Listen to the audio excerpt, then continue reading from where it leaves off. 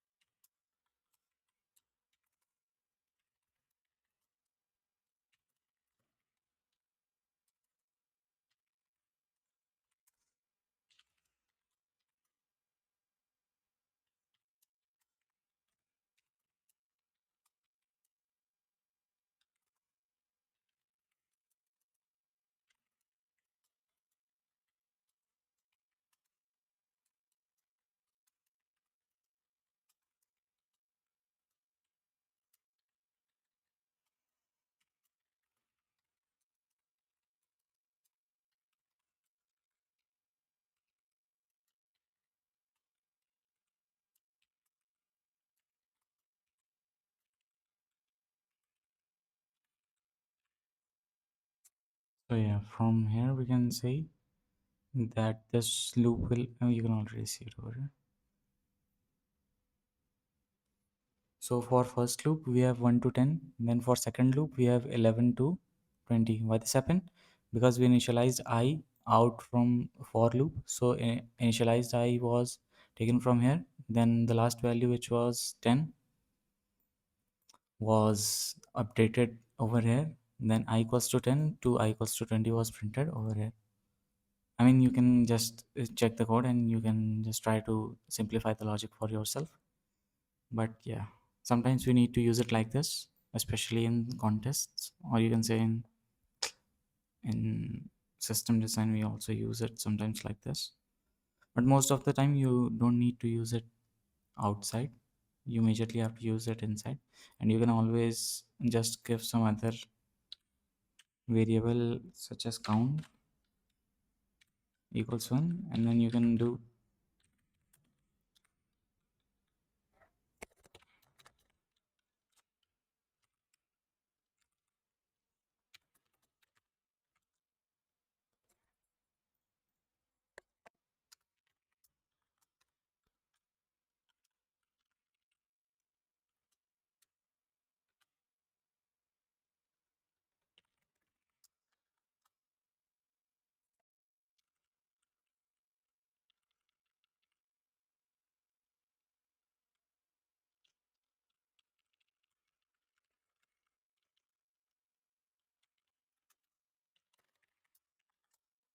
let's say if this works or not. Basically I've written it inside, what do we call it? Oh, okay, I didn't initialize the variable. Yeah, so this works. Hope there is no other error. Yeah, so this works for, you can say that this works for this too. You can initialize I plus plus and count over here too. You can just leave it as blank, I believe.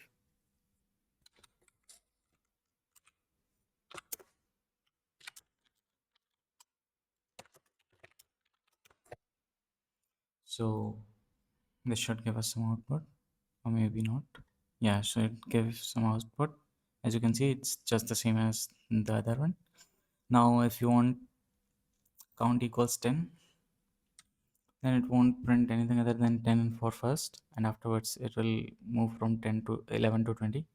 So basically first 1 is to 10, and then 2 colon 11 to 20. Yeah, so this, why did this happen? Oh, okay, so we didn't write the condition for count, we basically wrote the condition for I. So this gave us the output from 1 to 10, and then it kept increasing count. So basically for 20 you can say it revoked the, what do we say, the line at 20. So yeah, for 2 it was just 20. I'm so sorry for wrong interpretation. Basically I'm in a hurry, so I can't see what I'm doing. Basically I'm not getting the time to check. Anyways, let's move to next topic, which is while loop. Now suppose if you want to say what while loop does, it just takes a condition and then it returns whether it is true or false. Then afterwards the block of code written inside while loop will just run if the condition is true. So we have while.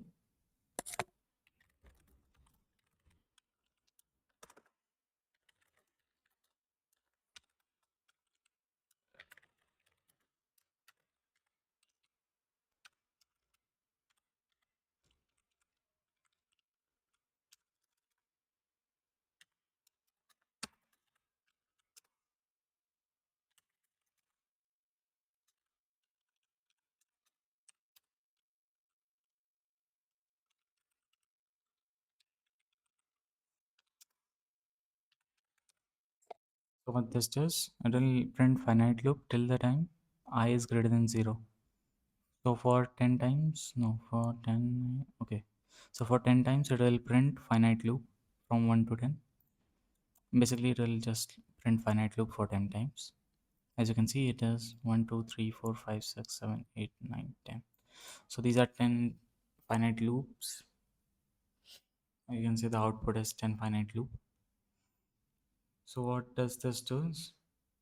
It just basically takes your condition inside the while loop, and this is the condition, and afterwards it just writes the code to execute, and then the update statement is over here. But what you can also do in what do you say, inside the while loop, you can just directly change this to while I minus minus is greater than 0. It's out finite loop. What this does, it'll first check whether what do you call it, so it'll check whether I is true or false, I minus minus is greater than 0 or not. If this thing is true, then it prints finite loop, otherwise it doesn't print anything. So this will happen for, I believe, okay, so for 9, and then basically it should happen for 9 times, 10 times. Let me just check whether it will happen for 10 times or 9 times. So basically we have I minus minus greater than 0 starting from I equal to 10. So every time we subtract I, it just checks whether it is greater than 0 or not. So for the first time, it will check whether 10 minus minus is greater than 0.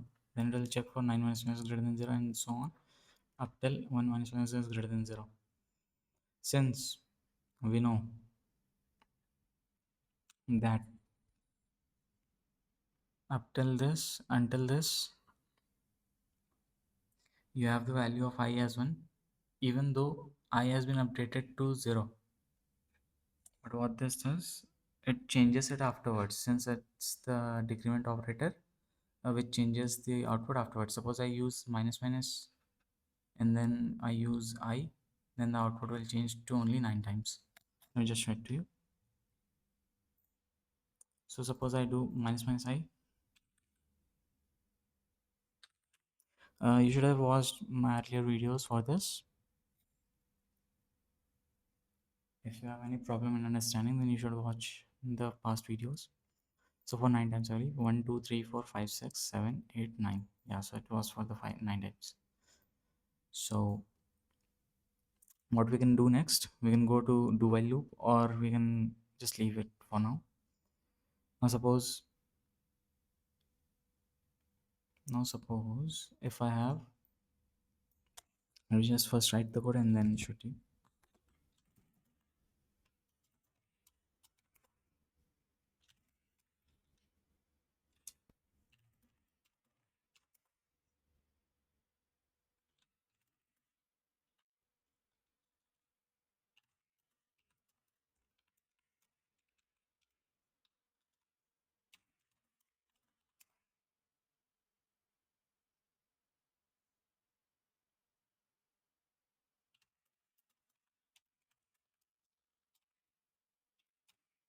Yeah, so if the question goes something like this, a string s, you have to take an input string s and then calculate its size, and afterwards you have to print all the characters inside it. Can you do it without any loop? The answer is no. Why? Because, well, basically the answer is yes, but for now we can just say that the answer is loop. No, because in CPU, in CPU architecture, we can just define it without loops. But yeah, we can basically create our own loop. But that's a different story. But for now, you can say that for loop is basically the god of CP in loops. So what we can do is for int I equals to 0, I less than s dot size I plus plus, that will just start from 0th index. As I've already told you that a string starts from index 0 to n minus 1, and if I do I less than n, that means it doesn't touches the n, but it goes till n minus 1. Now suppose if I have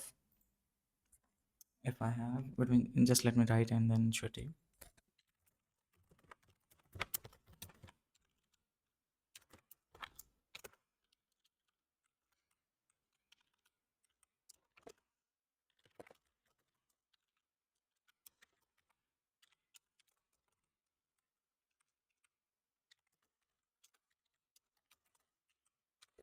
I'm sorry, my keyboard is a bit clanky, so I have to manage on that. So what? Okay, I didn't give the input. So basically, it just QWERTY. So it's basically a string of size 6. So we have QWERTY, everything written, but a extra space.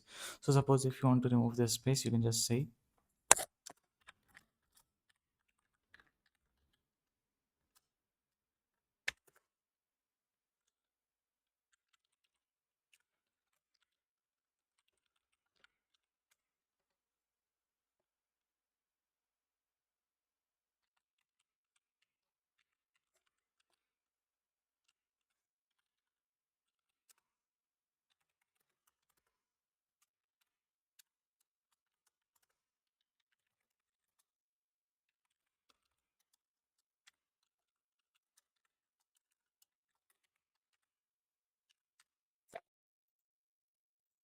So this should give us just QWERTY without any space. I mean QWERTY without any later space at the end of the line.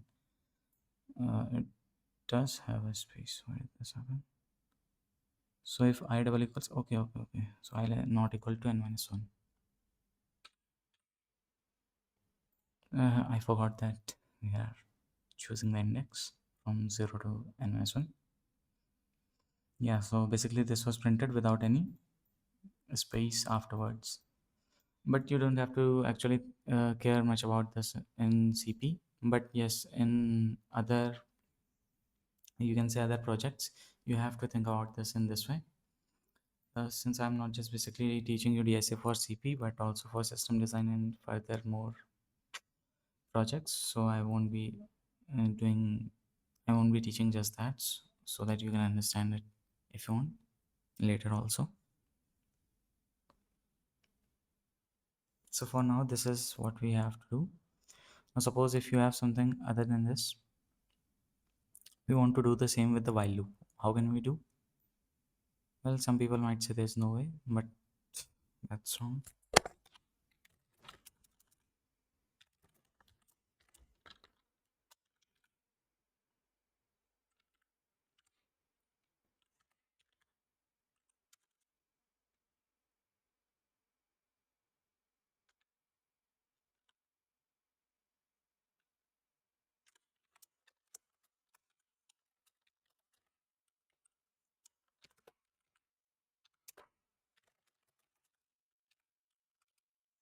Yeah, so we wrote the condition together. We basically incremented the operator inside this, and then we can just write the condition as well, and we have already initialized. So basically, it's a for loop, but yeah, in just a form that you don't have to initialize it inside this, inside the loop.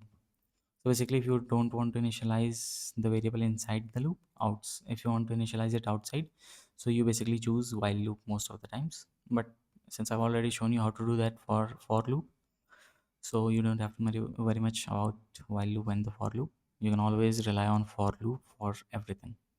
Yes, for everything. Basically, let me teach you two keywords: continue and break. Afterwards, uh, for now we can say we don't have much time.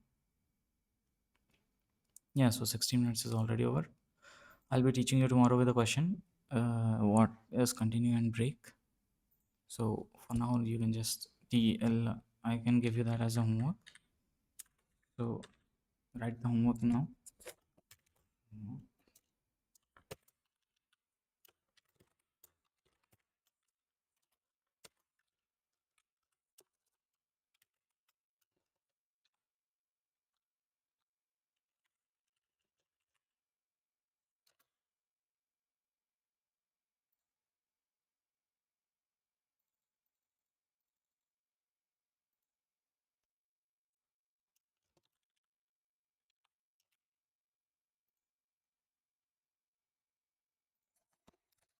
Actually, I believed I incremented the text size too much.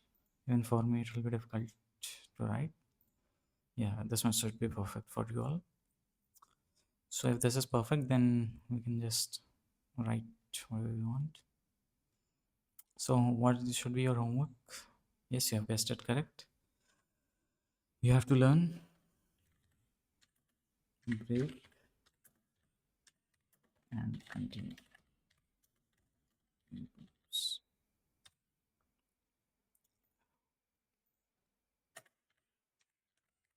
Learn about break and continue in loops and their uses. I'll already be teaching this tomorrow, so you don't have to worry much. Actually, I should have already started. It might have ended too, but whatever. So you can do while I plus plus less than n. We have cout. Let me just first write and then tell you what it is.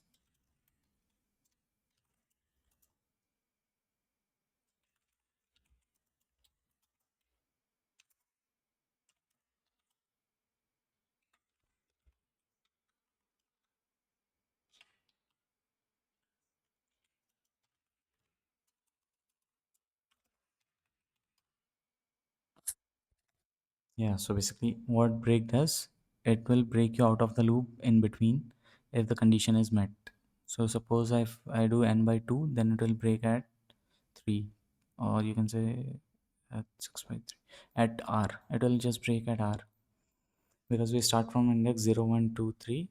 So third one is r, so it will break after printing r.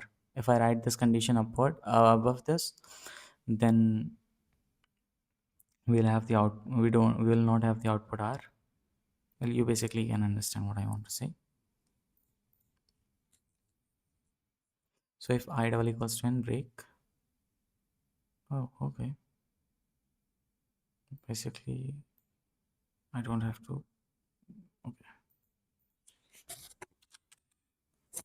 we can start this from -1. Otherwise we could have written this below this. So what you was printed. Now if I want it to break at n by 2, uh, what we can do is, yeah, so for now it's c qw here. So c out, if c out is below this,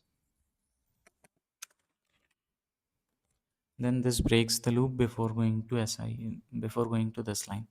So basically interpreter is same as Python, but the compiler first compiles everything, checks whether everything is correct or not, syntax wise and other stuff, and then afterwards it interprets each line inside the main function.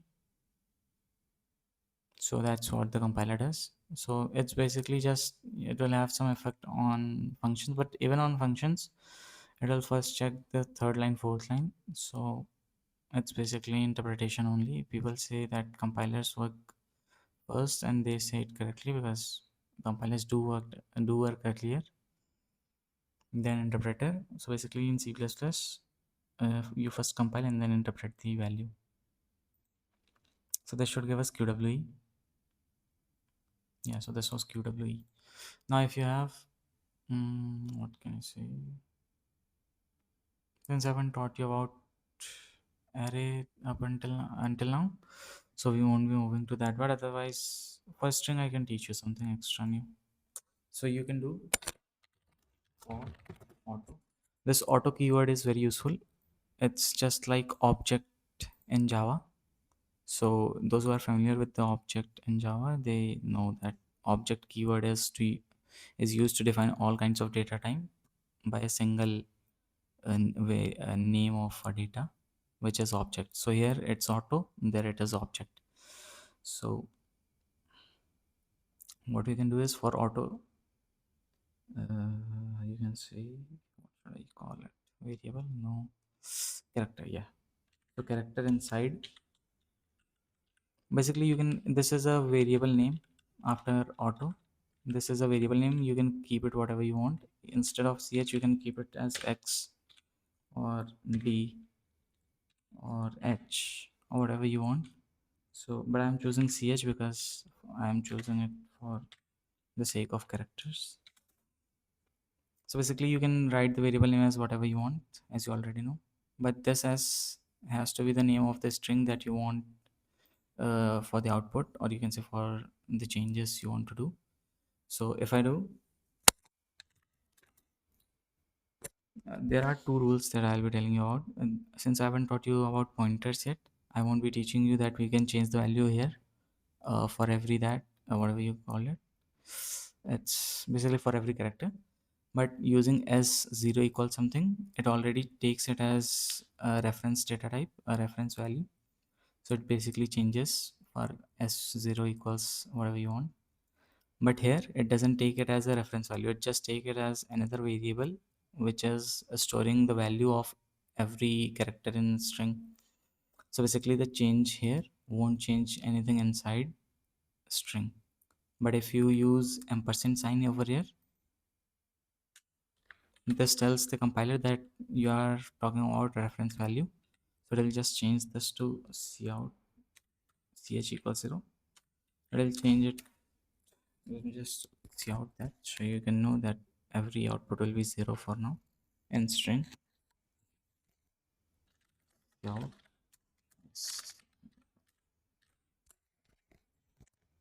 So what you have here, you have, yeah, so output was 0 for 6. This you can say 6 was printed, 0 was printed 6 times. Now suppose if I change this, remove this ampersand sign, then the output will remain QWERTY. That's basically the power of ampersand. But for now you can leave it because you don't have to worry much. I'll be teaching you later about pointers and ampersand. But if you go at our course, at course seeded, and log in there, you'll first get 500 bonus points and a free course in which I'll be teaching you everything from basic to advanced. So basically there will be graphs, trees, segment trees and everything, even try and other stuff. But for now we can just rely on this for competitive programming at lower level. So there the course will start from 1st May and it's free of cost, so you don't have to worry much about paying. So basically you go at course hidden, you browse catalog, you first have to sign in to register for the course. So sign in with Google if you want, and then you can go at catalog. And then since the course is, as you can already see, the course is for free, there are no reviews or ratings yet because no one has yet registered, because the course will start from 1st of May. So you can just register it over here and then the course will start from 1st of May and it will go till everything is completed up until advanced C++. And then afterwards I'll be uploading a paid course which will include about AIML and after that in C++, and after that we'll be moving to system design, and after which we'll be deploying AI with a full AI website with our everything what we have learned with in C++, obviously. So basically we don't have to use libraries. I will be teaching everything from scratch, so don't worry much about that. You won't have to download anything extra. You just have to rely on few libraries such as CMake and other. But yeah, for now you can just continue with the DSA on YouTube. It's not like I'll be teaching less on YouTube, but yeah, since I have to take care of course seeded too, mm, I'll be you know not providing everything on YouTube because that will not be profitable, or you can say that will be too much for me. So for now we have ch equals 0, and now if you want to print out each character, what you can do,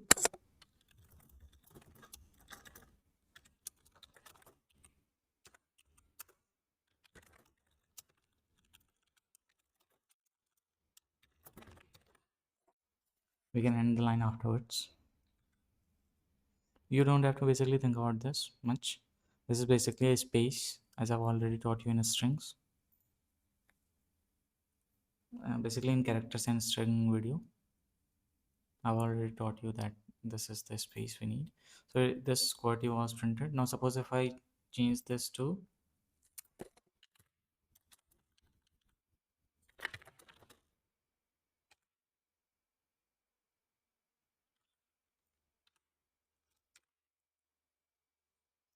so you can either do characters,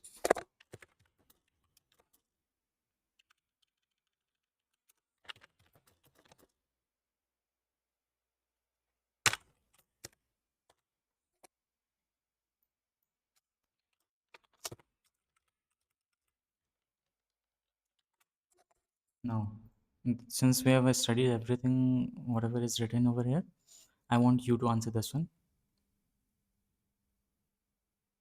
Okay, so for now I believe you have written the answer in the comments. Let's just see what it will be. So basically I'll explain you while it's running. For every a, which is a, we have to increment the variable data type. So I didn't print the string afterwards, so it didn't show anything. That's even better. So for now we can say a equals a, and then a plus plus equals b, then a plus plus, after its value has changed to b, it will become c, and so on for 6 times. It will change its value from a, b, c, d, e to f. So you can say if I remove this, or you can just keep it as it is, and we see out s or together with this, we'll have a different, you can say, string than this. It is a b c d e f. So if your answer was a b c d e f without any space for this one, you can just mark yourself 100% complete up until now whatever we have learned. But if your answer was wrong, we'll learn that you can just forget about this, and after solving few questions you'll be able to do everything. So I'll be providing some sheets later in the course. So for now you can just expect yourself less competent than others, but afterwards you will have the chance to prove yourself too. So that's it for today, I believe. Thank you everyone, thank you for watching, and we have already completed 30 minutes. I'll be stopping it right at 30 minutes.